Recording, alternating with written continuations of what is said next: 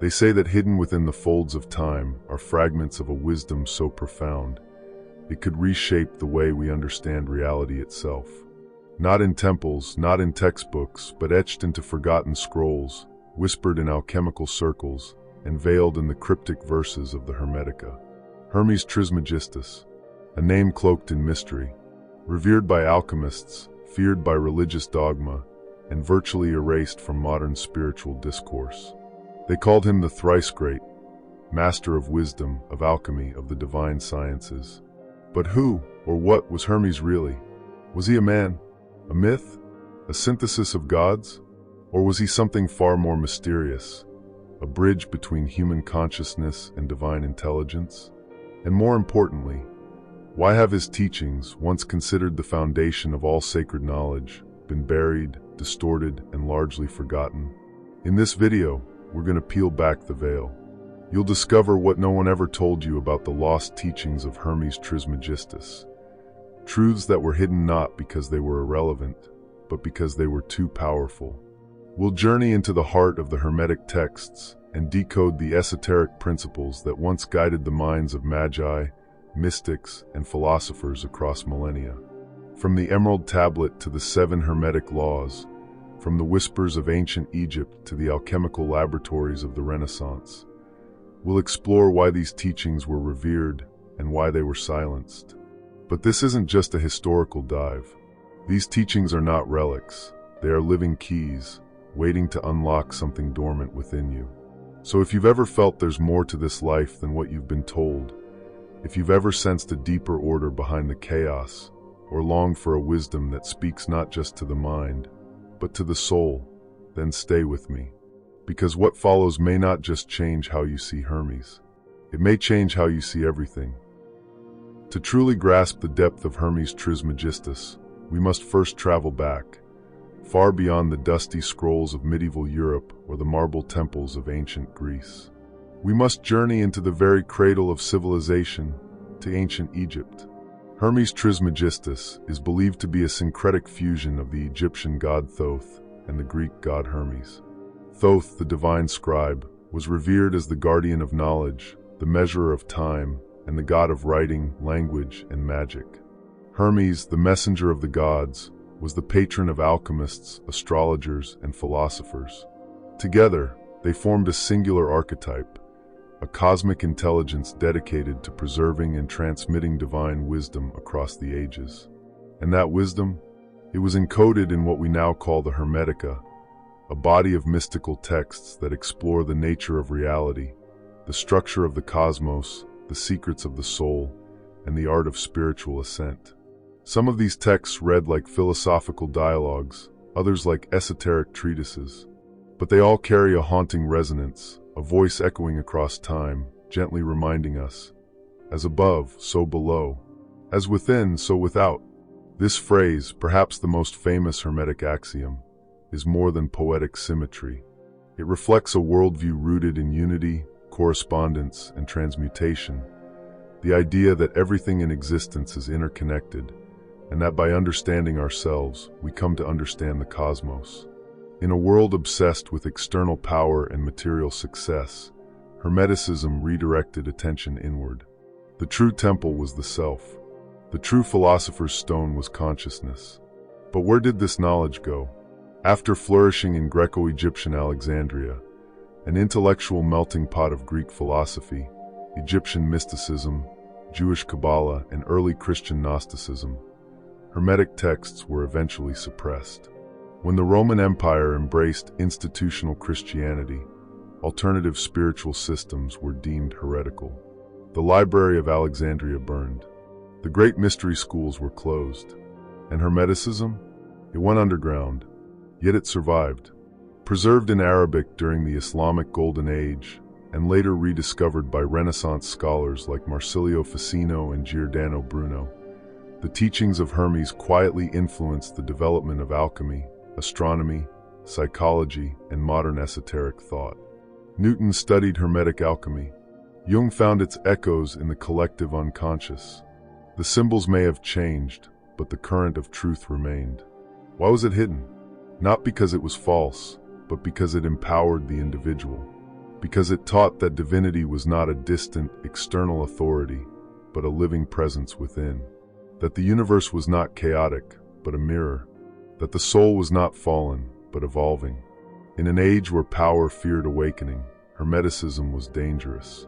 It couldn't be fully destroyed, so it was obscured. But now, in our age of digital noise and spiritual hunger, its voice calls again.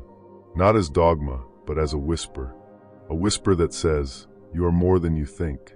The cosmos is alive, and there is a path, if you dare to remember.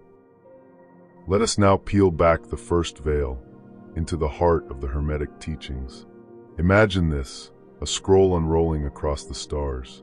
On it, inscribed in glowing, otherworldly ink, are the truths of existence, not told but revealed. These were not doctrines to be memorized. They were awakenings to be experienced. And at the center of these revelations was one eternal truth: the all is mind. This is the first principle of the Kybalion, a Hermetic text whose origins remain shrouded in mystery. The universe, Hermes taught, is not merely made of matter or energy. It is a manifestation of a living, conscious intelligence. Reality is mental in nature. Everything, every atom, every star, every soul, is a thought within the infinite mind of the All. This is no abstraction. It means your thoughts shape your reality, not metaphorically but metaphysically. When you think, feel, and focus, you are tuning your inner vibration, and that frequency ripples through the ether, shaping the matrix of existence.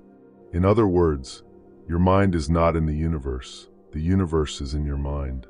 From this radical premise flows another Hermetic axiom: as above, so below; as below, so above. This isn't just poetic mysticism.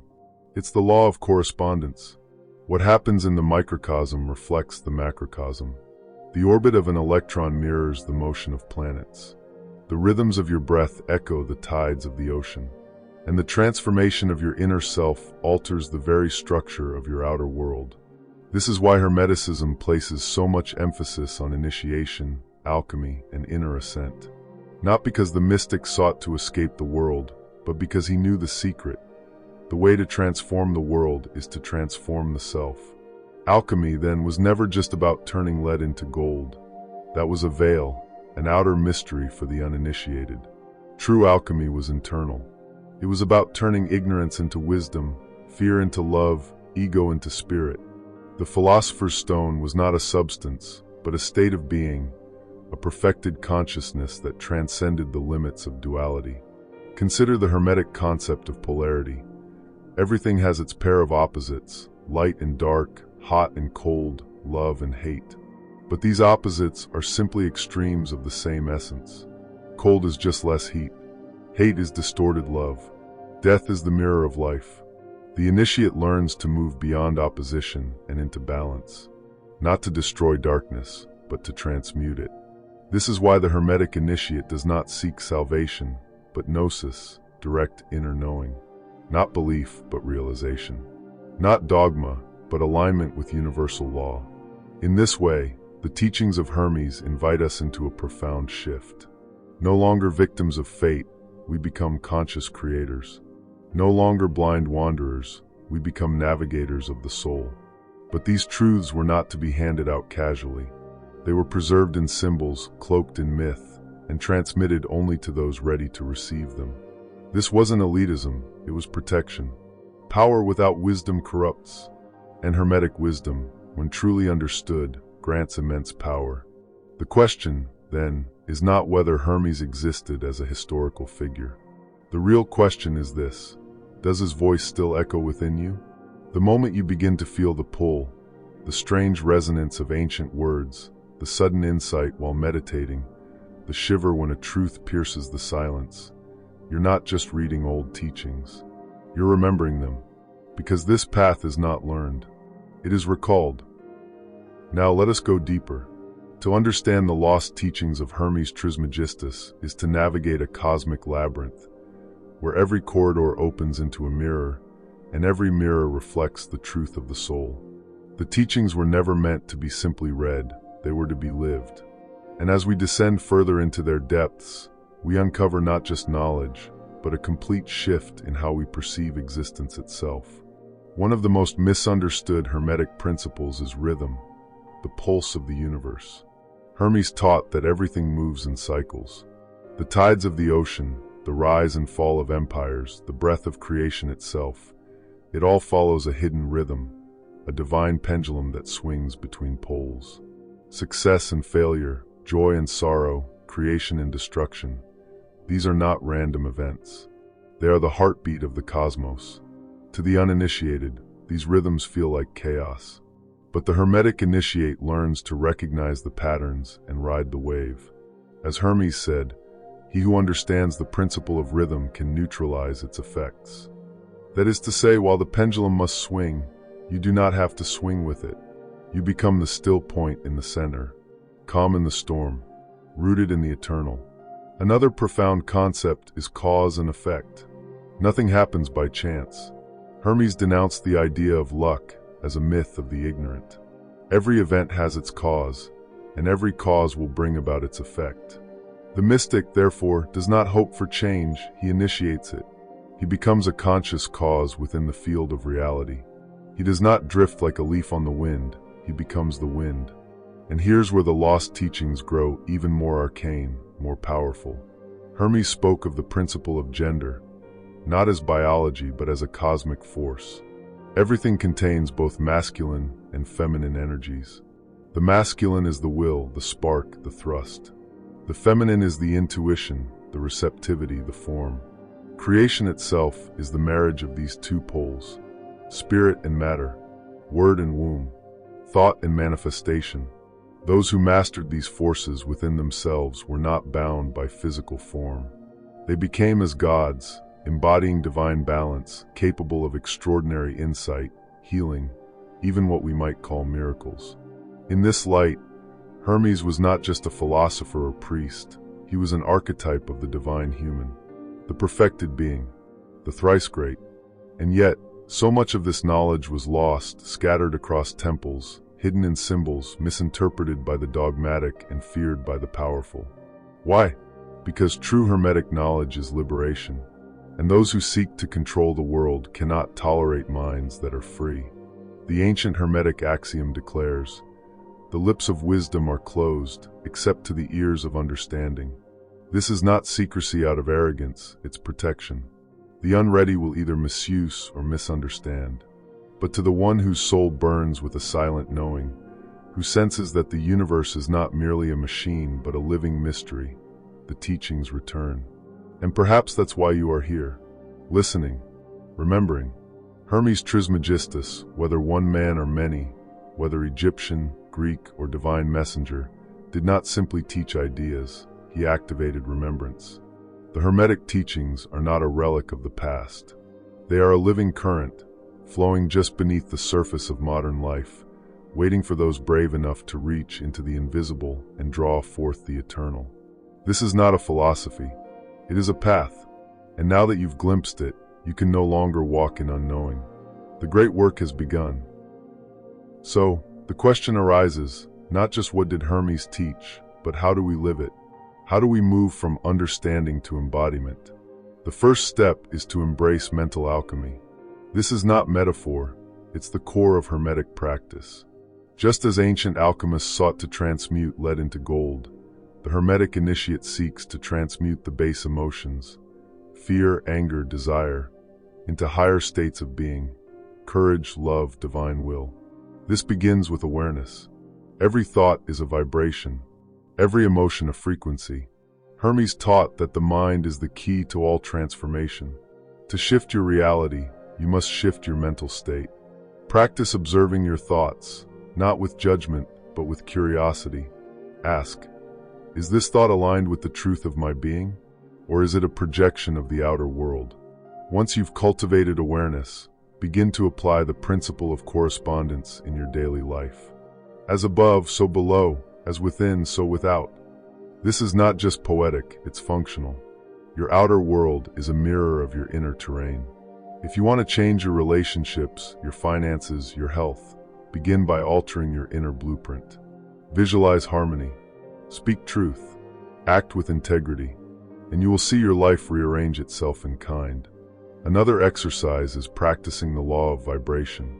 Everything is in motion.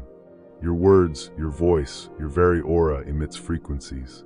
Begin your day by tuning yourself through silence, breath work, or mantra.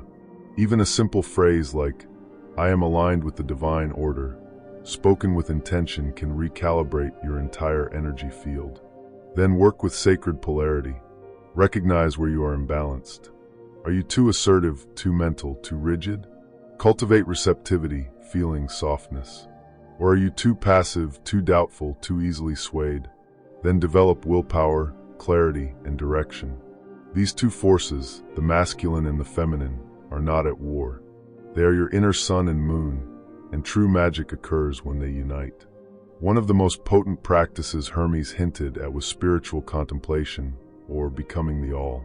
Sit in stillness and imagine your mind expanding, beyond your body, beyond the room, until it envelopes the cosmos. Feel the stars orbiting within you, the galaxies turning inside your breath. This is not imagination. This is remembrance. You are not separate from the universe. You are the universe, experiencing itself in form. And finally, the practice of the great work. This is not a weekend ritual. It is a lifetime path. It is the daily commitment to turn your life into a sacred art. Every moment becomes a chance to refine, to elevate, to return to the source. You don't need temples or robes or ancient books to live this. All you need is devotion to truth, courage to act, and the humility to learn from the still voice within. The Hermetic path is not about becoming special. It is about becoming real. About stripping away illusion until what remains is your eternal nature, radiant and sovereign. The lost teachings of Hermes Trismegistus are not lost at all. They're encoded in the breath you just took, in the moment you chose silence over noise, in the question that led you here. Now, what you do with this, that is the real secret.